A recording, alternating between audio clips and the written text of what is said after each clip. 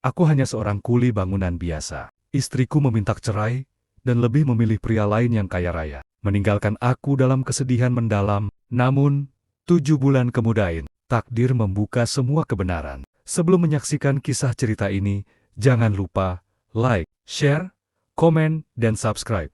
Terima kasih, selamat menyaksikan kisah ini. Namaku, Radit, seorang kuli bangunan yang setiap hari bekerja di bawah teriknya matahari. Tangan kasar, kulit legam, dan tubuh penuh debu semen sudah jadi keseharianku. Bagi sebagian orang, pekerjaanku mungkin hina dan melelahkan.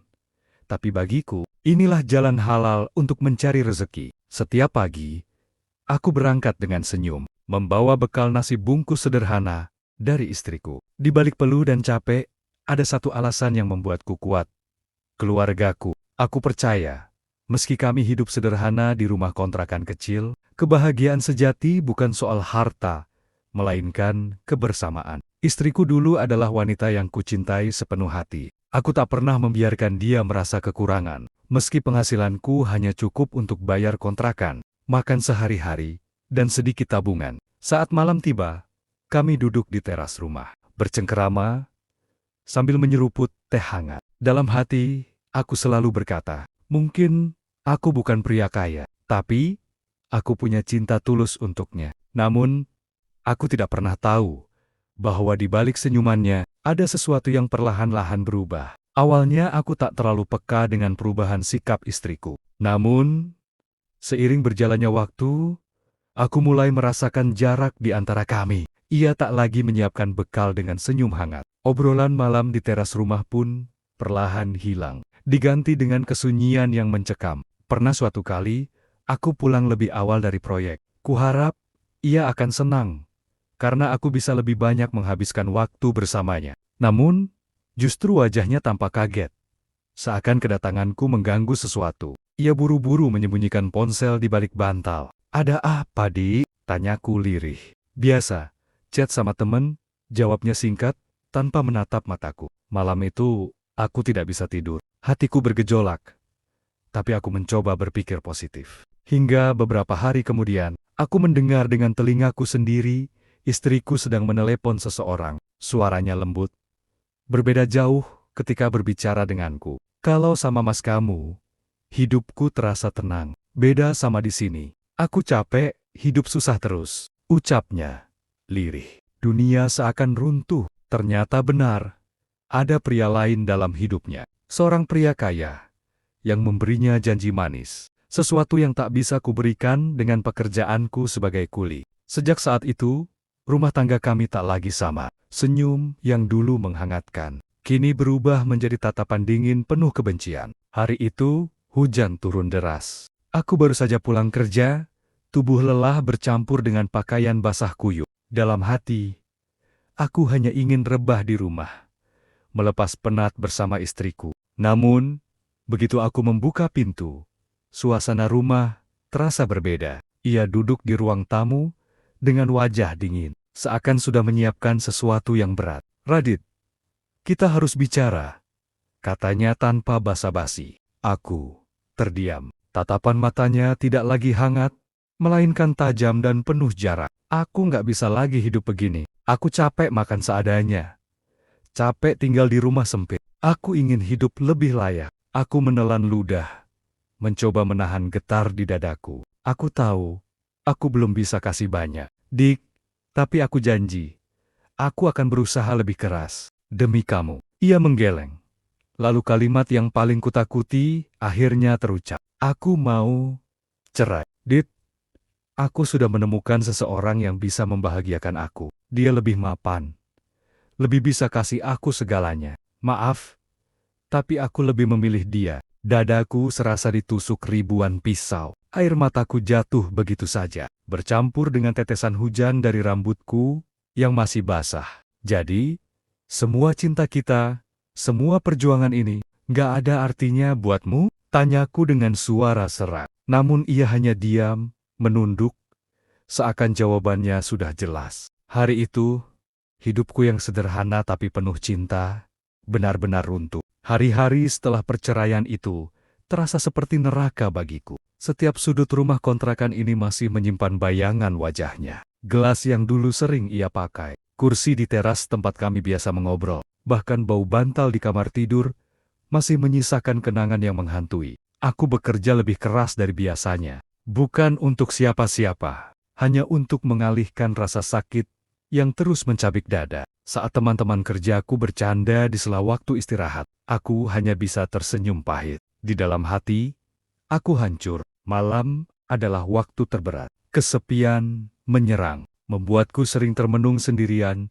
sambil menatap langit-langit kamar. Pertanyaan yang sama selalu muncul. Kurang apa aku selama ini? Apa cinta tulusku bener-bener tak ada nilainya? Suatu sore, aku tak sengaja melihatnya di pasar. Ia tampak anggun dengan pakaian mewah, berjalan bergandengan dengan pria kaya yang dulu ia pilih. Senyumnya lebar, seolah hidupku dulu hanya beban baginya. Jantungku bergetar, tapi aku hanya menunduk, pura-pura tak melihat. Sepulang dari situ, aku menangis seperti anak kecil. Air mataku bercucuran, bukan karena aku masih mencintainya, melainkan karena aku merasa direndahkan, ditinggalkan demi harta. Luka itu begitu dalam, membuatku sempat merasa hidup tak lagi berarti. Namun, di balik semua itu, aku mencoba berdiri. Aku berjanji pada diriku sendiri. Suatu hari nanti, Tuhan pasti membalikkan keadaan. 7 bulan sudah berlalu sejak ia meninggalkanku. Luka di hati memang belum benar-benar sembuh. Tapi perlahan aku belajar menerima kenyataan. Hidupku kini hanya berputar pada kerja, makan, lalu tidur. Tak ada lagi yang menunggu di rumah. Tak ada lagi senyum yang menyambut ketika aku pulang. Namun, pada suatu malam, aku dipertemukan dengan sebuah kabar yang tak pernah kuduga. Seorang teman lama menemuiku di warung kopi dekat proyek. Wajahnya tampak serius, seolah ingin membicarakan sesuatu yang penting. "Dit, kamu tahu kabar mantan istrimu?" Tanyanya pelan. Aku terdiam sejenak, lalu menggeleng. Dia ditinggal sama pria kaya itu. Katanya semua hartanya hanya tipuan. Sekarang dia terlilit utang, bahkan keluarganya ikut malu besar. Jantungku berdegup kencang. Aku terdiam, mencoba mencerna setiap kata. Ternyata, pria yang dulu dipilihnya bukanlah pangeran kaya raya seperti yang ia bayangkan, melainkan seorang penipu yang meninggalkan kehancuran. Beberapa hari kemudian, aku benar-benar melihatnya dengan mataku sendiri. Ia berdiri di pinggir jalan, wajah pucat, pakaian lusuh, jauh berbeda dari sosok anggun yang dulu. Tatapannya kosong, seperti seseorang yang kehilangan arah. Ketika mata kami bertemu, ia buru-buru menunduk. Ada rasa malu dan sesal di wajahnya. Saat itu aku sadar, roda kehidupan benar-benar berputar. Dalam hatiku terlintas satu kalimat. Beginilah balasan dari pilihan yang kau buat. Tapi, semua sudah terlambat. Hari itu aku baru saja pulang kerja, tubuh penuh debu semen seperti biasa. Saat berjalan menuju kontrakan, aku melihat sosok yang begitu kukenal, berdiri di depan pintu. Tubuhnya lebih kurus, wajahnya pucat, dan matanya sembab. Itu mantan istriku, Radit. Suaranya bergetar ketika memanggil namaku. Aku terdiam. Ada bagian dalam diriku yang masih sakit. Ada pula bagian yang ingin bertanya banyak hal. Namun aku memilih diam, menunggu ia bicara. Aku salah. Aku kira hidup dengan dia akan lebih baik. Tapi ternyata semua hanya kebohongan. Aku ditipu, Dit. Dia pergi ninggalin aku dengan utang. Aku nggak punya siapa-siapa lagi. Tangisnya pecah, jatuh berlutut di hadapanku. Air mataku hampir menetes, tapi aku menahannya. Ada rasa iba, tapi ada pula luka lama yang kembali terbuka. Dulu, aku pernah bilang akan berusaha lebih keras demi kamu, tapi kamu memilih pergi. Sekarang, untuk apa lagi kamu kembali? Tanyaku dengan suara pelan, menahan gemuruh di dada. Ia terisak, memegang ujung celanaku. Aku menyesal, Dit. Aku janji kali ini aku akan setia, asalkan kamu mau terima aku lagi. Aku menarik napas panjang, menatap langit malam yang penuh bintang. Dalam hati aku tahu, cintaku sudah mati bersamaan dengan pengkhianatannya. Aku tak lagi punya ruang untuknya di hidupku. Dengan suara tegas namun bergetar, aku berkata, "Maaf, semua sudah terlambat. Aku sudah belajar hidup tanpa kamu." Malam itu, ia pergi dengan langkah gontai, meninggalkan jejak penyesalan yang tak akan pernah terhapus. Setelah kejadian malam itu, aku benar-benar menutup lembaran lama. Hidupku hanya kupusatkan pada kerja dan memperbaiki diri. Aku tak lagi ingin mengingat masa lalu. Meski sesekali luka itu masih menyisakan perih.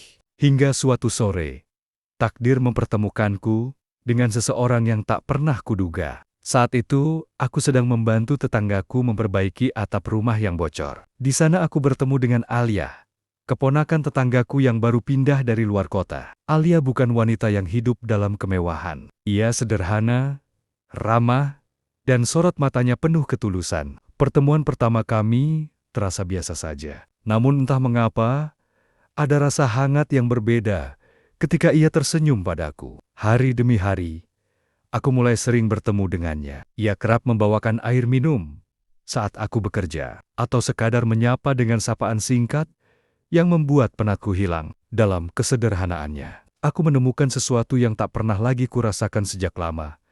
Ketenangan. Suatu malam, aku memberanikan diri berbicara lebih dalam dengannya. Kami duduk di teras rumah tetanggaku, ditemani lampu temaram dan suara jangkrik. Alia, aku ini bukan siapa-siapa. Aku cuma kuli bangunan.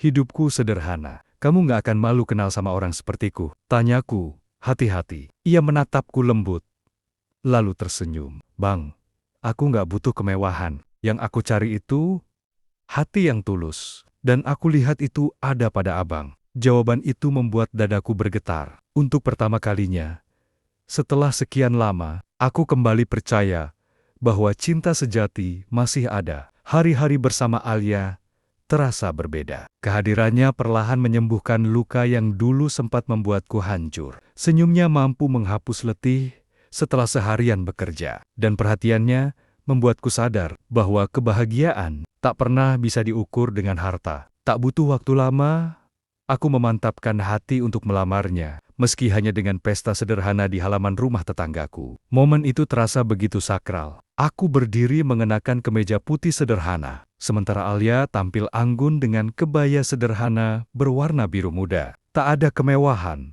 tapi ada ketulusan yang menyelimuti suasana. Sejak saat itu, hidupku berubah. Pagi yang dulu sunyi, kini penuh tawa. Saat pulang kerja, ada Alia yang menungguku dengan segelas teh hangat dan cerita ringan tentang harinya. Malam-malamku tak lagi sepi, karena ada dia yang mendengarkan setiap keluh kesahku. Bahkan ketika rezekiku belum berlimpah, kami tetap bahagia. Alia tak pernah menuntut, tak pernah mengeluh, dan selalu bersyukur dengan apa yang ada. Dari rahimnya, aku dikaruniai seorang anak kecil yang membuat rumah sederhana kami penuh dengan tawa dan tangis bahagia. Melihat Alia menggendong anak kami, aku sering terdiam, menatap mereka dengan hati bergetar. Dalam benakku hanya ada satu kalimat. Inilah rumah yang sebenarnya. Inilah keluarga yang Tuhan siapkan untukku. Aku tak pernah menyangka, dari keterpurukan dan pengkhianatan, Tuhan justru menghadiahkan kebahagiaan yang tak terduga. Waktu berjalan begitu cepat. Kini sudah bertahan-tahan. Sejak hari kelam itu, hari ketika istriku dulu memilih meninggalkanku demi pria kaya. Luka yang dulu terasa seperti takkan pernah sembuh, kini hanya tinggal kenangan yang mengajarkan arti ketabahan. Suatu sore, aku duduk di teras rumah bersama Alia dan anak kecil kami yang sedang bermain di halaman. Angin berhembus pelan, membawa ketenangan yang dulu tak pernah kurasakan. Aku tersenyum, memandangi keluarga kecilku yang sederhana, namun penuh cinta. Sesekali, aku mendengar kabar tentang mantan istriku. Katanya, hidupnya tak lagi sama. Ia masih berjuang dari sisa-sisa kesalahan masa lalu. Ada rasa iba, tapi tak ada lagi dendam di hatiku. Semua sudah berlalu. Yang tersisa hanyalah pelajaran bahwa cinta sejati tak bisa dibeli dengan harta. Aku menatap langit senja yang berwarna jingga, lalu menggenggam tangan Alia erat-erat. Terima kasih. Ya, sudah hadir di hidupku, bisikku. Alia hanya tersenyum lembut, seolah mengerti bahwa aku benar-benar bersyukur memilikinya. Kini aku tahu, Tuhan tak pernah meninggalkan hambanya. Dari kehancuran, Ia memberi aku kebangkitan. Dari pengkhianatan, Ia menunjukkan makna kesetiaan. Dan dari kehilangan, Ia menghadiahkan keluarga baru yang membuat hidupku lebih berarti. Semua sudah berlalu. Dan aku bahagia dengan apa yang kumiliki sekarang.